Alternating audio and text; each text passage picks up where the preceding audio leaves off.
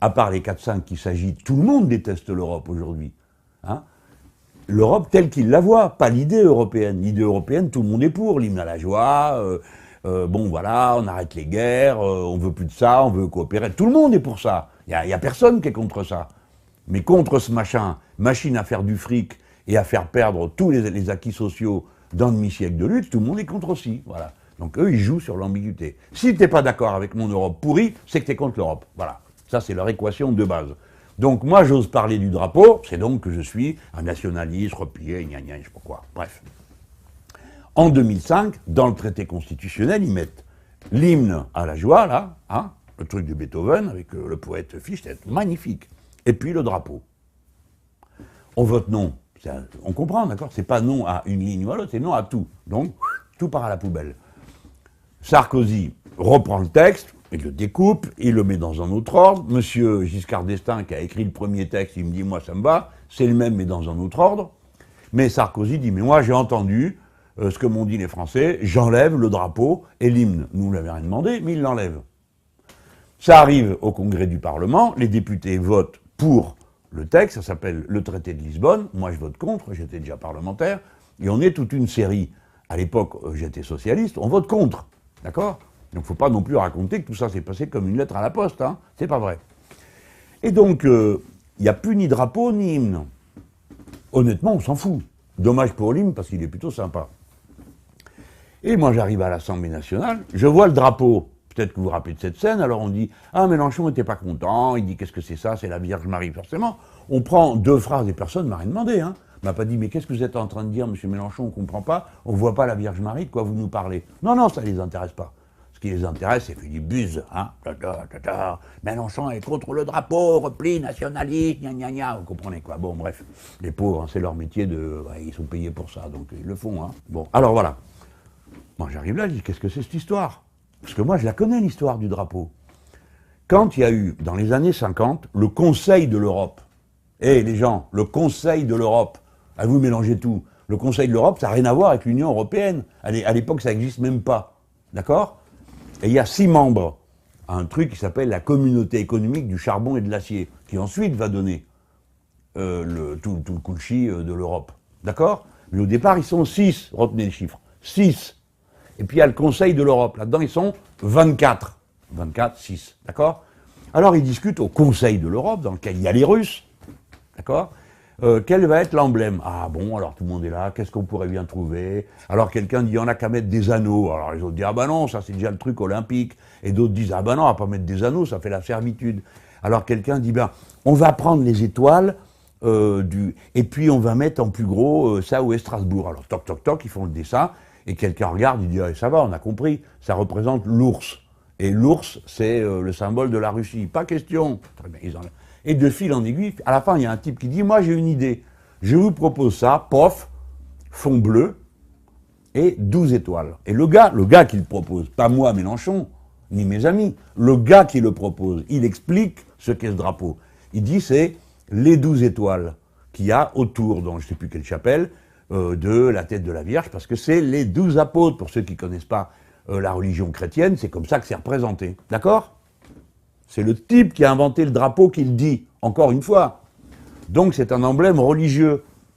12 étoiles à une époque où il y a 24 membres au Conseil de l'Europe et 6 à la communauté économique, à la communauté charbon et acier. D'accord? Donc le chiffre 12 n'a rien à voir avec le nombre d'États. Ni au début de l'Europe où on est 6, ni avec le Conseil de l'Europe, ni avec l'Europe elle-même, parce que l'Europe, elle a été 6, 12, 16, et ainsi de suite. Le chiffre 12, il n'a jamais existé que, je crois, très provisoirement, honnêtement, je ne me rappelle plus quand. Bon, voilà. Donc, nous, on dit, écoutez, parmi toutes les bêtises de l'Europe actuelle, vous allez en rajouter une, qui est de mettre un drapeau confessionnel. En Europe, il y a des gens de toutes les religions, des chrétiens, des musulmans, des juifs, etc., etc. Et une masse de gens qui n'ont pas de religion et qui n'ont pas envie d'être représentés par les symboles d'une certaine chrétienté, hein, parce que les chrétiens n'auraient demandé non plus. Hein. Ces 3-4 agités du bonnet, là, qui veulent à tout prix nous coller l'Europe et ses racines chrétiennes, parce que c'est pour eux la manière de nous découper en face des peuples qui sont nos amis, nos alliés, nos frères et avec qui on vit, que ça vous plaise ou pas. Nous vivons avec des millions de Maghrébins de l'autre côté de la Méditerranée, dont une bonne partie est ici, avec qui nous avons des enfants, des petits-enfants, et qui sont notre famille, que ça vous plaise ou pas. C'est comme ça. Donc notre génération politique, son devoir politique, c'est de faire de tout ça un peuple. Donc de ne pas aller chercher sans arrêt ce que posent les gens. Puis la religion, j'aime mieux vous dire que quand les gens sont dedans, eh ben ils ne sont pas d'accord avec les autres. Toute religion est une hérésie pour l'autre. Donc on ne va pas aller chercher dans la religion des motifs pour faire l'Europe. On fait l'Europe pour faire la paix, pour faire le progrès social, pour faire tout ce que vous voulez, de l'intelligence collective, mais pas de la religion. Ah bah la religion dans la politique, pas de religion en politique. Alors vous les avez vus, ils sont tous là. Hein, alors islamo machin chose, ils nous accusent de tout, à refoutre de la religion sans arrêt dans tout, mais quand c'est leur tour de prendre une décision, alors là tout d'un coup, il y a une religion qui leur convient parfaitement. Ben moi je dis non. Voilà. La République française ne peut avoir pour emblème un emblème religieux. Voilà le chef de l'État qui apprend que j'ai dit ça, et il dit ben moi je vais signer pour que ce soit le drapeau du pays. Non mais attendez, monsieur le Président, il y a un problème. C'est pas une monarchie ici, c'est une république. Alors d'accord, c'est une monarchie présidentielle, mais il y a quand même des formes à respecter.